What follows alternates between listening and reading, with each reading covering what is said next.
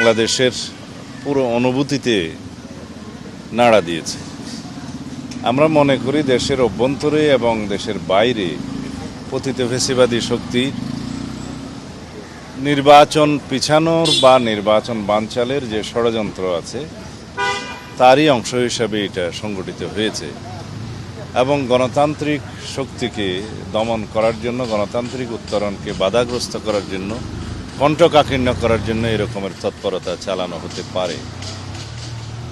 আজকে তার সব দেহ আসবে, তার ডেড বডি আসবে 6:45 সময় আন্তর্জাতিক বিমানবন্দরে। সবাই তার ডেড বডি গ্রহণ করার জন্য যাবেন, আমরাও যাব। আমরা মনে করি যে গণমাধ্যম কয়েকটি পত্রিকা অফিসকে ভাঙচুর এবং আগুন জ্বালানোর মধ্য দিয়ে যে নৈরাজ্য সৃষ্টি করার পায়তারা চলছে এবং সারা বাংলাদেশে বিভিন্ন জায়গায় চিহ্নিত বিভিন্ন স্থানে এবং ব্যক্তিকে হামলা করার, আক্রমণ করার, বাড়িঘরে হামলা করার যে পরিকল্পনা নিচ্ছে তার পিছনে একটি সুগভীর চক্রান্ত আছে, ষড়যন্ত্র আছে। তবে এটাও জানাতে চাই, এরকম কিছু ঘটনা করে গণতন্ত্রের অগ্রযাত্রাকে ব্যাহত করা যাবে না এবং গণতন্ত্রের উত্তরণের কোনো প্রক্রিয়াতে কোনো প্রভাব বিস্তার করতে পারবে না। বাংলাদেশের গণতান্ত্রিক উত্তরণ সঠিকভাবেই যাবে, নির্ধারিত সময়ে নির্বাচন হবে ইনশাআল্লাহ এবং বাংলাদেশের মানুষ সেই দিনের অপেক্ষায়।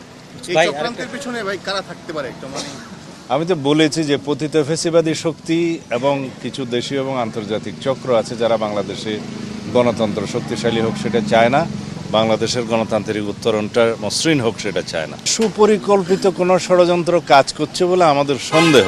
তবে ইতিমধ্যে দেশের মানুষ দেখেছে এবং চিহ্নিত করেছে কারা এই হত্যাকাণ্ডগুলোকে রাজনৈতিকভাবে ব্যবহার করতে চায় এবং কারা এর দায় সুপরিকল্পিতভাবে অন্যের উপরে চাপাতে চায় এবং এরকম হত্যাকাণ্ডের সুযোগ নিয়ে কারা রাজনৈতিকভাবে ফায়দা নিতে চায়, এগুলো দেশের মানুষ দেখেছে, চিহ্নিত হয়েছে।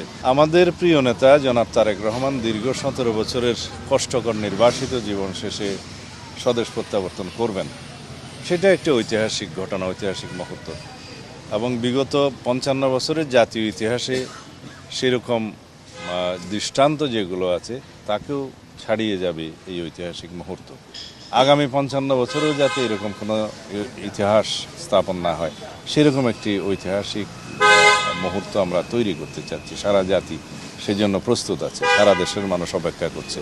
তো সুতরাং তার আগমনকে কেন্দ্র করে যাতে নিরাপত্তাজনিত এবং প্রোটোকলজনিত কোনো বাধাবিঘ্ন না হয় সেই জন্য আমরা তার অবতরণের স্থান থেকে শুরু করে এবার কেয়ার যাওয়ার পথে, দেশনেত্রী বেগম খালেদা জিয়াকে দেখতে যাওয়ার পথে এবং সমস্ত স্থানে যাতে সমাগমটা নিরাপদ হয়, নিশ্চিদ্র হয়, নিরাপত্তা আমরা নিশ্চিত করতে পারি এবং জনগণের সামনে তিনি যে দাঁড়িয়ে কৃতজ্ঞতা জ্ঞাপন করবেন, ধন্যবাদ জ্ঞাপন করবেন, সেই জায়গাটাকেও আমরা চিহ্নিত করেছি।